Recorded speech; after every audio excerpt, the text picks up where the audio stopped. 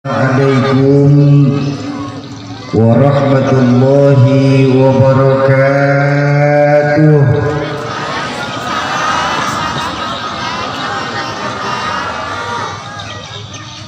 Alhamdulillahilladzi wa kafa wassalatu wassalamu ala sayyidina Muhammadin al-Mustafa wa ala alihi wa ashabihi ahli sidq wal wafa, amma ba'du. Yang saya muliakan para alim ulama, para masyayikh, para asatiz dan ustazat, para cerdik pandai, pimpinan pengasuh pondok pesantren. Mudah-mudahan Allah panjangkan usia guru-guru kita dalam ketaatan kepada Allah Subhanahu wa Ta'ala. Yang saya hormati para tokoh-tokoh masyarakat, tokoh-tokoh kepemudaan, segenap aparatur pemerintahan baik sipil maupun militer, adik-adik dari remaja Masjid Nurul Hikmah, bapak-bapak, ibu-ibu, jamaah ma'asyiral muslimin dan muslimat, para calon penghuni surganya Allah yang dicintai Allah Subhanahu wa Ta'ala. Sebentar, sound system efeknya turunin aja bang. Tes, efeknya matiin aja kalau enggak, masih terlalu bermain. Tes. Nabi mengajarkan kalau kita mau bahagia, kita harus punya hati yang luas, merasa cukup dengan apa yang Allah berikan kepada kita, nggak mudah ngiri dengan apa yang Allah berikan kepada orang lain. Ngiri ini penyakit bahaya, Pak. Bu, ogah bener menyambut. Tenang Pak, kalau kita mau CS ya Pak ya, aman kita nih, tenang. Ini reseh nih. Ayo jujur, sekarang ini kita ternyata lebih sering memikirkan penyakit jasmani daripada memikirkan penyakit rohani. Padahal penyakit jasmani ujung-ujungnya mati Pak, selesai udah. Nih kayak corona nih, mati. Jantung mati, bener. Gagal ginjal mati. Tapi belum pernah saya ngaji sama guru saya, ntar di neraka, penghuni neraka ditanya, kenapa kamu bisa masuk neraka? Jantung Pak, nggak ada. Penyakit jasmani hanya menghancurkan dunia, tidak sampai mencelakakan akhirat. Tapi penyakit rohani, dunia kita dijauhin, akhirat kita celaka. Contoh, ada di sini senang dengan namanya orang yang pelit. Ada di sini senang dengan orang pelit? Ada? Nggak ada, walaupun kadang-kadang kita suka pelit. Ini di Jakarta, Bu, di Jakarta. Di sini mah insya Allah sama, Pak. Makanya dulu kalau Bapak Ibu ingat, orang tua saya Allah yarham Kiai Zainuddin MZ pernah bilang begini, penyakit yang paling kronis, nih kita nama tempatnya apa sih? Simpang apa? Simpang Gede. Oh, Simpang D. Oke. Penyakit yang paling kronis di Simpang D ini itu 3 kata beliau. Kudis, kurap, kutil. 3. Kudis, kurap, kutil. Sumbernya 1, kuman. Kudis kurang disiplin, kurap kurang rapih, kutil kurang teliti. Sumbernya 1, kuman, kurang iman. Ini jangan ditanya dalilnya Pak, dalilnya sudah masuk kuburan Pak, ilmu otak-atik orang tua saja ini. Tapi cobalah Bu, kita tengok Bu, ayo kita bahas sedikit ya, saya ajak jalan-jalan. Apa tadi penyakit kita deh? Kudis, kurang disiplin. Di berbagai macam bidang saat ini kita nyaris gak pernah punya disiplin Pak. Di berbagai macam bidang. Ayo Kalau kita mau jujur, seluruh ajaran dalam agama ini kan bermuara dari nilai-nilai kedisiplinan. Betul? Syahadat mengajarkan apa syahadat? Disiplin keyakinan. Saya bersaksi tiada Tuhan selain Allah, dan saya bersaksi Nabi Muhammad utusan Allah. Harga mati, titik. Ada yang ngaku jadi nabi, kita wajib nggak percaya. Kenapa? Disiplin keyakinan. Tapi sekarang tingkat keyakinan kita sama Allah lentur, nyaris luntur adanya, Pak. Apa buktinya? Sekarang ini banyak dari kita sholat benar, kita menghadap kiblat, tapi begitu dagangan laris kita cari mbah. Begitu pangkat mau naik kita cari dukun, kita campurlah bacaan dalam sholat. Iyyaka na'budu wa mbah nasta'in. Ya, ayo. Tadi siang tadi sore saya bicara. Sekarang ini insya Allah kita di simpang D ini, Pak, yang namanya syirik jali insya Allah tidak ada, Pak. Syirik terang-terangan. Amin. Nyembah pohon besar insya Allah udah tidak ada, Pak. Iya, karena memang pohonnya juga sudah habis. Nyembah berhala insya Allah udah tidak ada dah.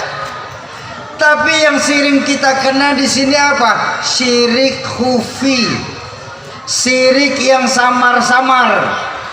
Gimana syirik samar-samar, Sauki? Satu hari ada orang datang ke rumah saya. Assalamualaikum, Sauki. Waalaikumsalam. Ada apa, Pak? Mau ngobrol? Oh iya, silakan masuk. Sampai dalam ngobrol lah kita. Ada apa, Pak? Alhamdulillah, Sauki. Alhamdulillah, kenapa? Semenjak miara perkutut warung saya jadi rame, Sauki. Perkutut kita jadiin bahan tuh. Perkutut. Saya semenjak pakai cincin ini nih, Sauki. Wah, cincin kita jadiin modal. Atau yang sering terkena sebagai orang tua apa?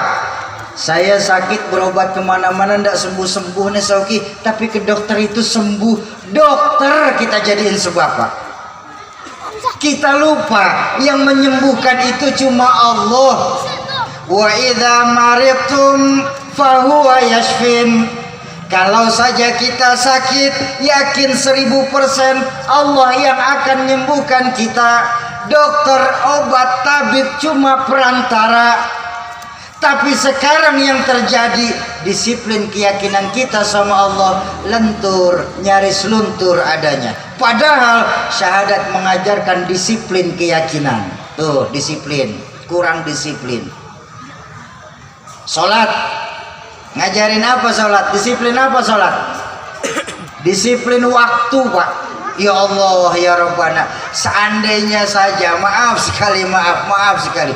Seandainya saja Pak Polisi dan Pak TNI sehari 5 kali laporan kepada komandannya, nggak mungkin, Pak, masih mau berani laporan yang nggak enak sama atasan. Betul apa betul? Loh, kita sebagai muslim paling tidak minimal 5 kali laporan kepada yang serba maha. Jadi menurut saya, kalaupun kita di simpang D ini masih senang melakukan perbuatan dosa, cari dosanya yang kecil-kecilan saja. Jangan yang besar dosanya dikerjain, yang kecil-kecilan saja. Apa contoh dosa kecil? Pulang dari pengajian nuker sendal di masjid. Contoh, ini mah contoh ini. Kalau itu kejadian berarti omongan saya manjur. Ramadan, ayo ibadah Ramadan. Ngajarin apa? Disiplin apa Ramadan, Bu? Bu, Ramadan ngajarin apa, Bu? Disiplin makan minum. Coba kita tengok ajaran Ramadan, Bang. Jangan kita bicara sesuatu yang haram. Yang halal sekalipun, kalau memang belum waktunya nggak boleh, kan? Benar apa benar? Nasi halal apa haram? Halal. Habis maghrib.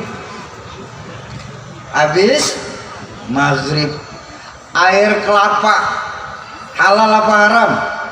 Halal. halal habis maghrib. Jengkol halal apa haram? Makruh. Jengkol makruh. Kenapa? Menimbulkan bau. Maaf Pak, Bu. Suami sendiri. Halal apa haram?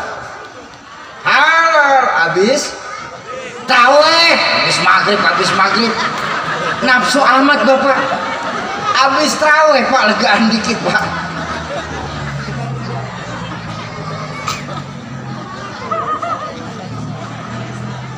Tapi cobalah kita tengok sekarang ini, mental disiplin kita sekarang ini macam mental disiplin anak-anak kita kalau naik sepeda motor Pak. Gagah kali anak-anak kita kalau naik sepeda motor, tidak pakai helm ngebut saja. Mueng. Kebetulan ada Pak Polisi, diberhentiin lah sama Pak Polisi. Prit. Sambil gemeteran dia. SIM kata Pak Polisi. Oh ada Pak. STNK punya Pak. Kamu tahu nih jalan juga jalan umum? Tahu Pak. Kenapa kamu masih ngebut? Saya nggak tahu ada bapak Pak. Tuh, mental disiplin kita sekarang kayak begitu Pak. Nih korupsi susah diberantas saat ini. Kenapa? Mental pejabat kita cuman mental takut atasan tapi nggak pernah takut Tuhan. Takut atasan tapi nggak pernah takut Tuhan. Belum lama kejadian Pak. Ada seorang koruptor, pejabat koruptor, ditangkap, ditanya sama wartawan, Bapak korupsi ya? Iya. Memang nggak takut sama Tuhan Pak? Biarin. Tuh, biarin kenapa Pak? Tuhan tahu juga nggak berisik kayak kamu. Ya, Tuhan nggak berisik katanya Pak. Tuh bayangkan, ya, tuh mental disiplin kita tuh. Yuk di Tabligh Akbar Wakaf Al-Quran malam hari ini kita kembalikan lagi nilai-nilai disiplin kita, terutama disiplin kepada Allah Subhanahu wa Ta'ala. Kalau kita sendiri, yang kedua Allah. Kalau kita berdua, yang ketiga Allah. Jangan pernah pisahkan Allah dalam hidup kita. Setuju? Tuh penyakit kita yang pertama kudis, ayo kita rame-rame benerin. Yang kedua penyakit kita apa tadi? Kurang rapih. Kita nih jadi masyarakat di simpang D, masyarakat yang asal-asalan. Kita bangun masjid bisa bagus besar, tapi bagaimana menghidupkan masjid? Maaf Pak, maaf. Saya suka iri dengan agama-agama lain dalam menghidupkan rumah ibadahnya Pak. Ada satu kejadian di dekat rumah kami, ada sebuah gereja Gandaria Pak. Itu kegiatannya gereja tersebut jamaahnya nggak banyak Pak, tapi kegiatannya sudah hampir setiap hari. Senin kebaktian bapak-bapak, Rabu kebaktian ibu-ibu, Jumat kebaktian anak-anak muda, Sabtu Minggu kebaktian umum. Gereja yang umatnya tidak seberapa banyak. Masjid-masjid kita Pak di sini masih banyak Pak. Jumat jam 10 pagi buka, Jumat jam 2 siang tutup, buka lagi Jumat depan. Laba-laba yang ngisiin. Makanya tadi ketika saya sampai Bu, saya bangga. Saya ngelihat masjid kita Nurul Hikmah, alhamdulillah. Masjidnya bagus, besar, alhamdulillah. Kegiatan beragamanya juga pengajiannya ada terus, alhamdulillah. Sholat berjamaahnya juga kata Pak Imam tadi, alhamdulillah selalu penuh nih Masjid Nurul Hikmah ini, terutama subuh. Wah saya tahu, saya subuh sering lewat sini kok Bu. Nih Nurul Hikmah kalau udah subuh penuh sampai keluar-luar Pak, nggak ada yang masuk, keluar semua. Ayo, berapa banyak masjid-masjid kita sekarang ini kalau udah subuh imam doang berdua sama karpet. Yang azan beliau, yang qomat beliau, yang imam beliau, yang baca doa beliau, sampai yang matiin lampu masih beliau. Imam borongan. Ya, ini yang terjadi sekarang ini. Kita bisa bangun masjid, tapi bagaimana menghidupkan masjid? Kita sering kalah dengan agama-agama lain dalam menghidupkan rumah ibadah. Kenapa? Kita kurang, nggak pernah punya manajemen. Bangun masjid bisa, menghidupkan masjid bisa. Berapa banyak rumah-rumah sakit Islam berubah fungsi menjadi rumah Islam sakit. Bangkrut habis-habisan. Ya. Berapa banyak sekarang ini nasib pondok pesantren dan yayasan pendidikan Islam, nasibnya itu la yamutu wa la yahya. La yamutu wa la yahya.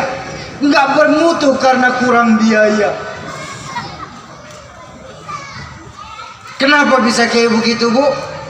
Pondok pesantren bangkrut, yayasan pendidikan Islam banyak gulung tikar karena tanpa disadarin Bapak Ibu, kita sebagai orang tua ikut berperan atas bangkrutnya pondok pesantren dan yayasan pendidikan Islam di tempat kita. Sekarang ini, Bu, kita tidak bangga lagi anak-anak kita titipin di pesantren. Kita tidak bangga lagi, Pak, anak-anak kita masukin di yayasan-yayasan pendidikan Islam. Yang kita bangga apa? Anak-anak kita masuk di sekolah-sekolah munafik, walaupun notabene-nya punya non-muslim. Padahal kalau kita mau berpikir sebentar saja, untuk apa punya anak pintar tapi kalau calon kafir? Ya, Bu, boleh saya tanya, tapi tolong jawab yang jujur, mau? Bu, Ibu punya anak pilih mana? Pinter ndak benar apa benar ndak pinter?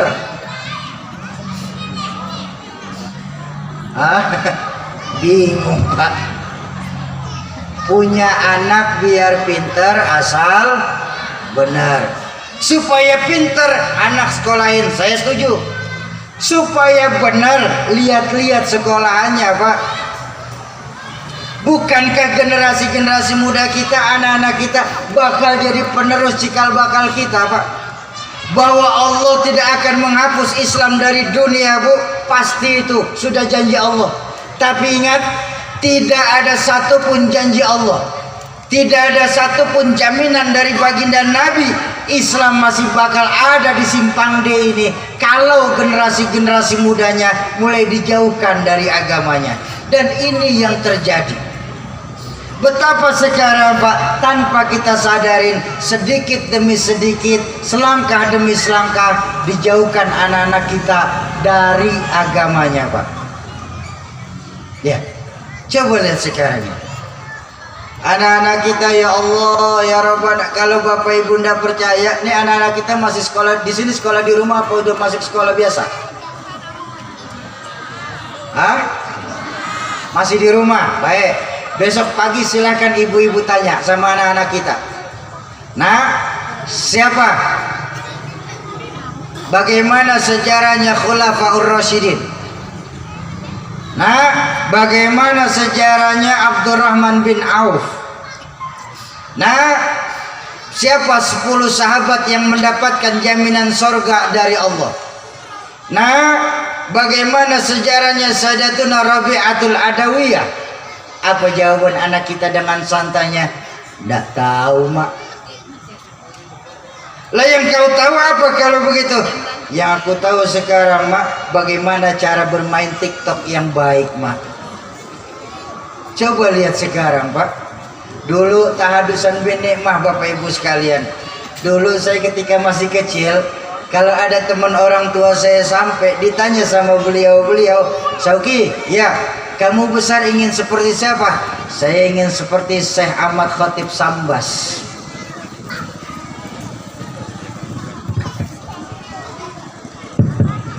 Tes. Lain waktu ada lagi nanya sama saya, Sauki, kamu besar ingin seperti siapa? Saya ingin seperti Hadratus Syekh Kiai Haji Hashim As'ari. Satu lain nanya lagi, kamu ingin seperti siapa? Saya ingin seperti tuanku Imam Bonjol. Sekarang tidak, apa? Saya ingin seperti Gen Halilintar. Padahal, Bu, tanpa kita sadarin, Bapak Ibu sekalian, satu sifat dari orang Islam sudah tercabut dalam aplikasi TikTok tersebut. Apa? Hilangnya rasa malu pada generasi-generasi muda Islam kita.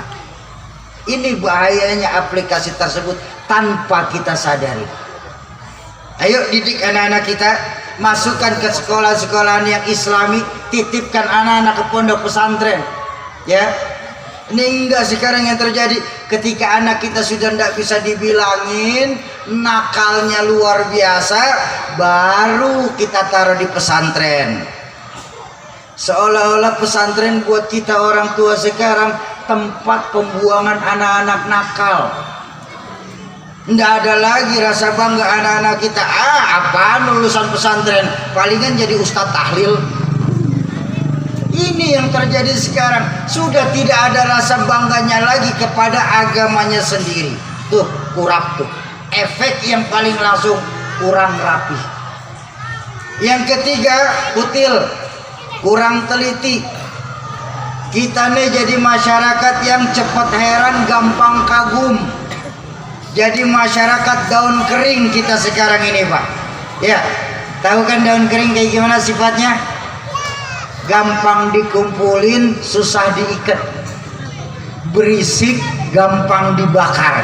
Itulah masyarakat kita sekarang, Pak. Nggak boleh kita hembuskan isu sara, nggak boleh kita hembuskan isu radikal. Gampang sekali kita tersulut. Padahal baginda Nabi mengajarkan silman qata'ak. Al-Quran mengajarkan wa'tasimu bihablillahi jami'an wa la tafarraqu. Ayo kita bersatu padu. Semua kita nih makhluk zon politikan, manusia makhluk sosial, Pak, saling membutuhkan satu sama lain. Sombong kita yang ketika kita hidup di simpang D tidak merasa butuh tetangganya. Ya, sombong kita. Apa mentang-mentang Allah lagi titip harta sama keluarga kita, sama orang lain nggak mau kenal, jalan nggak nginjek tanah. Nggak boleh. Betapapun hebatnya kita tetap memerlukan orang lain dalam lingkungan kita. Apa mentang-mentang saya malam hari ini ceramah di hadapan Bapak Ibu, terus saya merasa diri saya paling-paling benar? Hei, jamaah Masjid Nurul Hikmah, semua yang hadir harus ngaji sama saya ya. Yang tidak ngaji sama saya Islamnya nggak benar, salah semua. Setan saya, Pak. Kenapa? Betapapun hebat saya bicara, 2 jam menggelegar, berkobar, membakar, yang dengerin nggak ada. Kira-kira hebat gak? Paling kata Pak Polisi di depan, itu Syauqi udah lama begitu ya. Saya bisa ngomong enak begini kenapa, Pak? Karena ada yang dengerin. Betul. Bapak Ibu duduk tenang madep kemari, kok bisa? Karena ada yang didengerin. Masing-masing kita saling membutuhkan. Saya tidak bisa bayangin, Pak, Bapak Ibu duduk tenang madep kemari dari habis Isya sampai jam 10. Di sini tidak ada apa-apa. Lebih serem, Pak. Simpang D kesurupan itu. Ya, nggak boleh. Ayo sama-sama kita saling asih, asuh. Jangan sama-sama kita malah saling gasak, gesek, gosok. Ini silaturahmi saat ini juga nilainya sudah mulai menipis, Pak. Apalagi akibat dari COVID-19. Ini COVID-19 penyakit aneh, Pak. Sampai silaturahmi pun diputuskan sama COVID-19. Betul? Ya, jaminannya apa? Nyawa. Dengan alasan nyawa akhirnya kita malas silaturahmi. Baginda Nabi mengajarkan, ayo kita jalin silaturahmi kepada orang yang memutuskan silaturahmi. Bayangkan baginda Nabi mengajarkan, orang yang memutuskan silaturahmi sambungin lagi, apalagi yang tidak memutuskan silaturahmi. Kalau soal mati, kematian sesuatu yang pasti. Betul? Ya, jangan gara-gara COVID akhirnya kita jadi musuhan. Jangan gara-gara pilkada akhirnya kita jadi nggak mau akur sama tetangga. Capek sudah kita nih digoreng dan digiring isu-isu yang tidak bertanggung jawab. Kalau cuman gara-gara COVID, maaf sekali, maaf, terlalu sempit Pak pemikiran kita Pak sampai memutuskan silaturahmi. Belum lama ada kejadian di tempat saya Bu. Ada saya punya kawan, orangnya terkenal dengan kebersihan. Ketika awal baru-baru COVID sampai paranoid Pak. Sarung tangan dia pakai kemana-mana, bawa apa itu yang namanya cuci tangan tuh, hand stabilizer ya?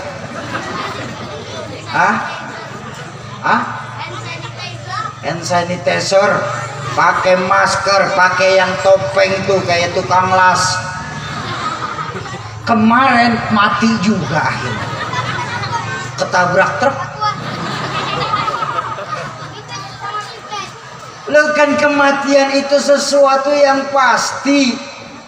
Caranya saja bagaimana. Lebih baik kita mati dalam keadaan ibadah daripada mati dalam keadaan maksiat. Ya, saya ulang, lebih baik kita mati dalam keadaan ibadah daripada mati dalam keadaan maksiat. Soki, iya Bu, saya takut mati Soki. Jangan hidup Pak. Saya takut hidup Soki, mati aja Bu. Muslim yang baik berani hidup, nggak boleh takut mati. Kenapa? Kalau memang sudah terlalu berani mati pun, kalau belum waktunya mati nggak akan mati Pak. Iya kan? Walaupun kita takut setengah hidup sama mati, tapi kalau malaikat maut sudah menjemput kita, apa yang bisa kita hindarkan? Jadi kuncinya ingat, ayo kita saling jaga silaturahmi di antara kita, hilangkan sifat-sifat kurang teliti. Masing-masing kita harus jaga sesama saudara kita. Setuju? Tuh, yang pertama tuh, ya, baginda Nabi mengajarkan kalau kita mau bahagia, kita harus punya hati yang luas, merasa cukup dengan apa yang Allah berikan kepada kita, tidak merasa ngiri dengan apa yang Allah berikan kepada orang lain. Di mana kuncinya? Ayo kita benerin lagi keimanan kita kepada Allah Subhanahu wa ta'ala. Itu yang pertama ya.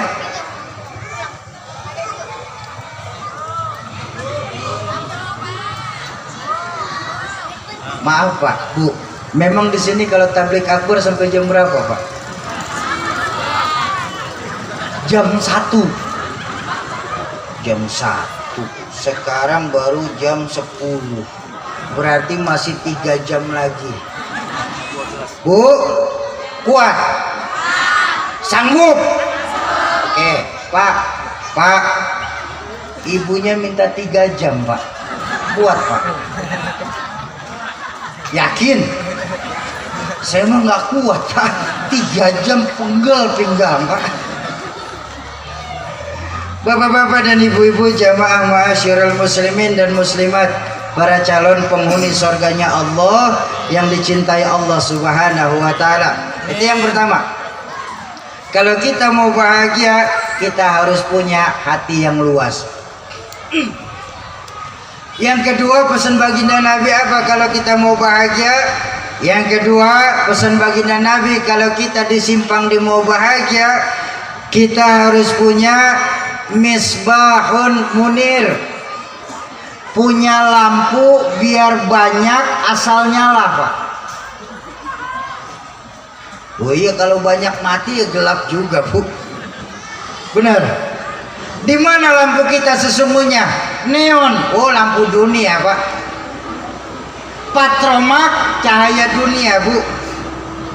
Lilin, pelita dunia Bang.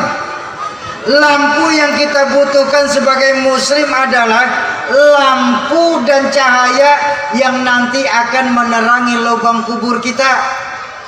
Misbahun munir di sini, amalun katsir, amal yang banyak. Kenapa rupanya? Karena amal kita itu nanti yang akan nerangin lubang kubur kita. Ya Bu, Bu, nih semua nih Pak, nih semua nih, semua nih, semua. Nih calon-calon jenazah.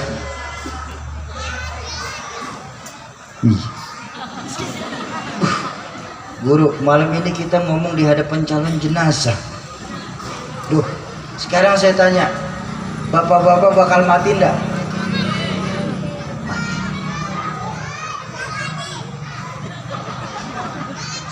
Bu, bakal mati enggak?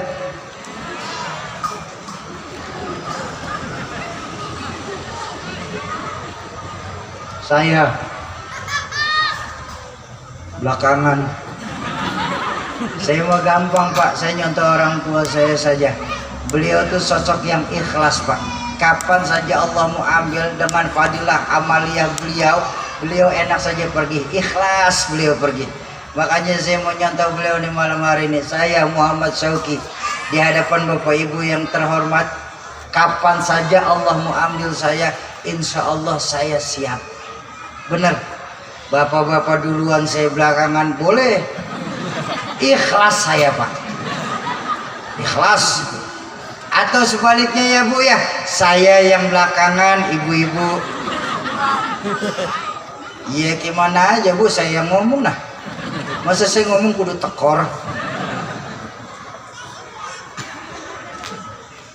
Imam Al-Ghazali mengajarkan dalam Ihya, ini dunia, ambil yang kau perlu, nikmatin yang boleh. Sebisa mungkin jangan sampai kita gagal di dunia. Tapi kalaupun kita gagal di dunia, kita masih punya akhirat Pak. Artinya apa? Jangan cara kita mencari dunia sampai menghancurkan akhirat kita nanti. Kenapa? Allah mengajarkan dalam Al-Quran, walal akhiratu khairul laka minal.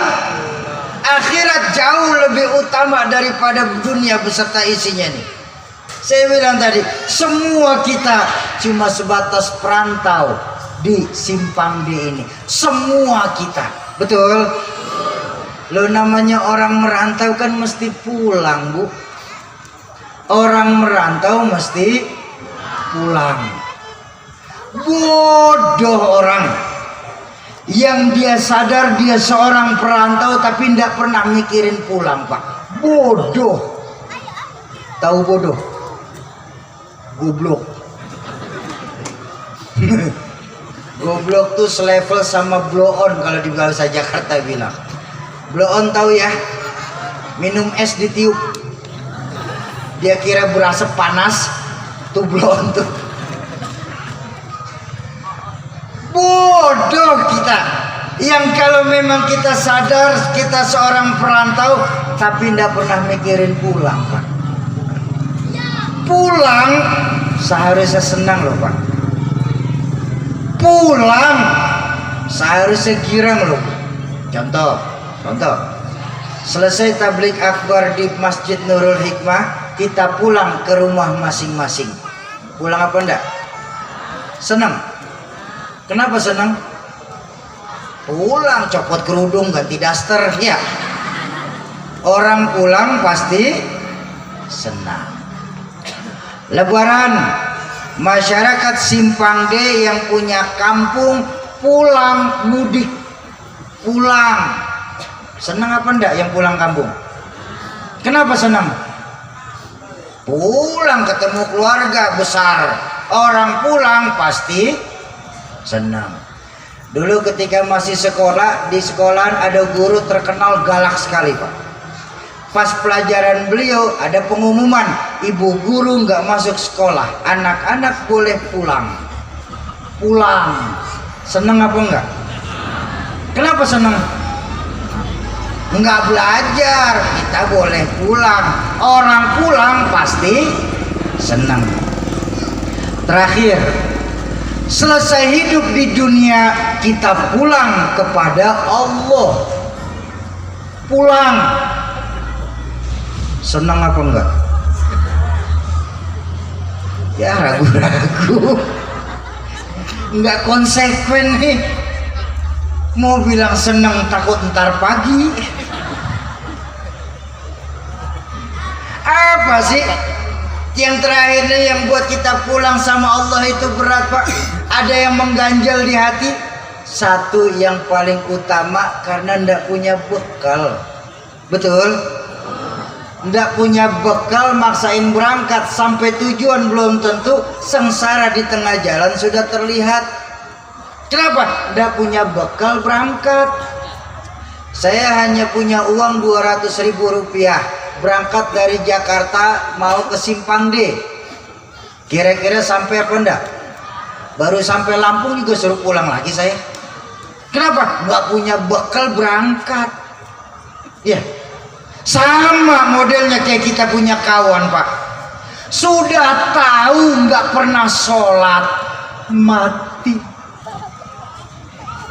Berani amat. Sudah tahu nggak pernah sholat, mati. Bangetan berani, Pak. Ayo, saya ajak jalan-jalan lagi. Maaf sekali, maaf. Pertama-tama kan kita ndak tinggal di sini, Pak. Ya, Bu ya. Di mana kita tinggal, Pak? Alam ruh. Jauh sebelum jasad diciptakan, ruh terlebih dahulu diciptakan. Ingat, dulu di pelajaran SMP diajarkan yang namanya manusia terdiri dari 2 unsur. Ada ruh, ada jasad. Itu baru namanya manusia. Jasad tanpa ruh bangkai namanya. Ruh tanpa jasad, saya tidak berani nyaut, Pak. Manusia ada ruh, ada jasad. Tapi sebelum jasad diciptakan, ruh terlebih dahulu diciptakan. Berapa lama kita tinggal di alam ruh? Wallahu a'lam bishawab. Cuma Allah saja yang tahu berapa lama kita tinggal di alam ruh. Selesai tinggal di alam ruh, mulailah kita melakukan perjalanan untuk pertama kali. Hijrah kita pertama kali, pindah dari alam ruh. Kemana kita pindah? Alamul butun, alam rahim, alam yang ada di perut ibu-ibu kita ini. Ya, Bu ya. Bu, Bang, pernah enggak kita ngetem di situ, Pak? Berapa lama, Pak? Masih ingat? Berapa lama? 9 bulan 10 hari ya, Bu ya. Wahnan ala wahnin, penderitaan di atas penderitaan. Orang tua kita mengandung kita 9 bulan 10 hari. Bahkan ada yang 13 bulan, Pak.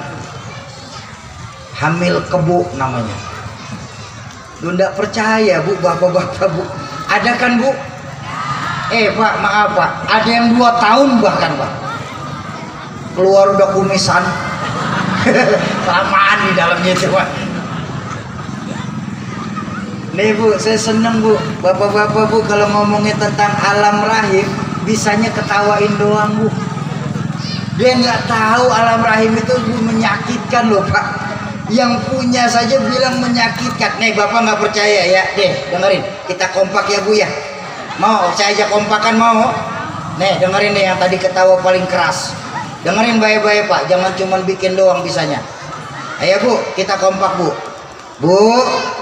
Bu, melahirkan sakit apa enggak, Bu? Dengar tuh, Pak. Dengar kan? Berdarah apa enggak, Bu? Kapok.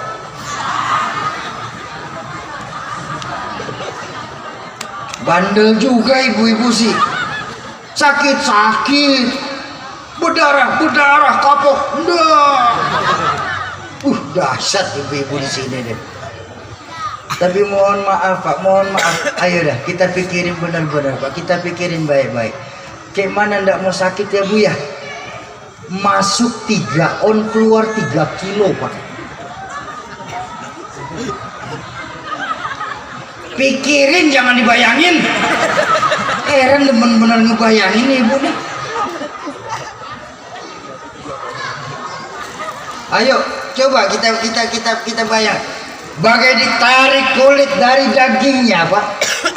Bersatu antara keringat, air mata dan darah, dilahirkan kita. Begitu brol kita keluar, emak masih berlepot darah, berlumur darah, senyum. Alhamdulillah, anak saya selamat. perjuangan antara hidup dan mati orang tua kita saat melahirkan kita.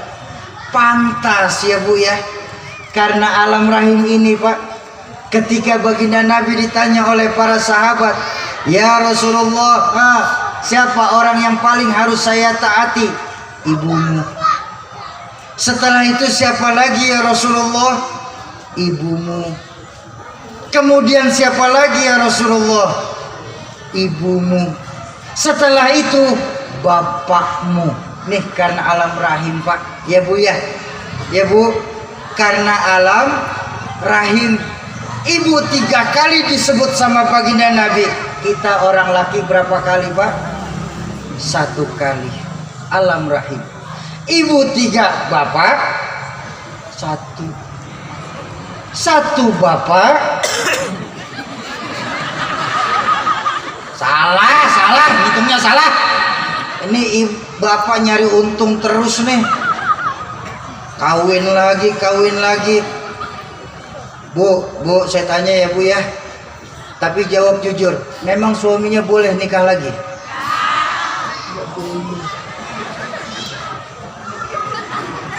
Masih tidak yakin. Bu, boleh suaminya nikah lagi Bu? Nggak boleh Pak. Mantap ibu-ibu. Nih saya kasih tahu buat ibu-ibu di Simpang deh nih. Ibu-ibu yang bilang suaminya tidak boleh nikah lagi, itu ibu-ibu yang tidak memikirkan nasib sesamanya. Bener loh Bu, saya bicara ini Bu. Menurut data statistik di Rokan ini, jumlah perempuan itu Bu jauh lebih banyak dari jumlah laki-laki. Nggak usah angka yang rendah, angka yang gampang saja. Ada perempuan 10, ada laki-laki 6. 1 nikah lawan 1. Kan kelebihan perempuan 4. Ini yang 4 disuruh kawin sama tuyul. Jadi daripada mubazir, bapak sih saya pulang dicegat nih ya. Kawin lagi. Bapak-bapak, ibu-ibu, jamaah ma'asyiral muslimin dan muslimat, para calon penghuni surganya Allah yang dicintai Allah Subhanahu wa taala. Ya. Alam roh 9 bulan 10 hari. Dari alam roh merantau lagi kita pindah. Pindah enggak dari alam roh? Pindah enggak? Kemana kita pindah Bu? Simpang D. Disinilah kita sekarang. Betul. Berapa lama kita tinggal di Simpang D ini? Sampai malaikat maut menjemput kita. Kapan? Wallahu alam bisawab, tergantung jatah. Ada yang jatah di dunia ini 2000 tahun. Nabi Adam, umatnya rata-rata 2000 tahun Nabi Adam Pak. Ada yang jatah di dunia ini 940 tahun. Siapa? Nabi Nuh. Usia umat Nabi Nuh rata-rata 900 tahun. Ingat, usia umat Nabi mengikuti nabinya. Nabi Adam 2000 tahun, umatnya rata-rata 2000. Nabi Nuh 940-an tahun, umatnya rata-rata 900. Sekarang kita nih umat baginda Rasulullah Sallallahu Alaihi Wasallam. Berapa usia beliau ketika wafat? 63. Itu standar manusia sekarang. Nyontoh Rasulullah, usia kita cuma sampai 63. Nyontoh hadis beliau, usia umatku nanti baina sittin wa sab'in, antara 60 sampai 70. Kalaupun lebih sedikit namanya bonus. Betul. Tapi nyontoh Nabi umur kita cuma sampai 63. Maka kalau malam ini sudah terasa 50 tahun, waspada. 13 tahun lagi. Tapi kalau malam ini kita terasa baru 62 tahun 11 bulan 3 minggu 5 hari. Makan yang enak-enak Pak. 2 hari lagi udah dijemput lah. Sauki, saya masih muda, masih lama berarti Sauki. Oh maaf, soal maut bukan urusan tua muda. Maut mah aneh, maut nggak perlu pakai alasan. Berapa banyak yang kita kenal, kakek neneknya sudah sakit-sakitan, cucunya yang berangkat duluan. Ada yang kayak begitu. Jangan bilang kita masih muda, ganteng, muda, terkenal, kaya raya sekalipun, mati. Siapa? Olga. Mati apa enggak? Mati. Jupe mati. Haji Masaid mati. Ganteng, muda, anggota DPR RI mati juga Pak. Bayangin, anggota DPR aja bisa mati, apalagi cuma RT. Ada RT sini. Maaf.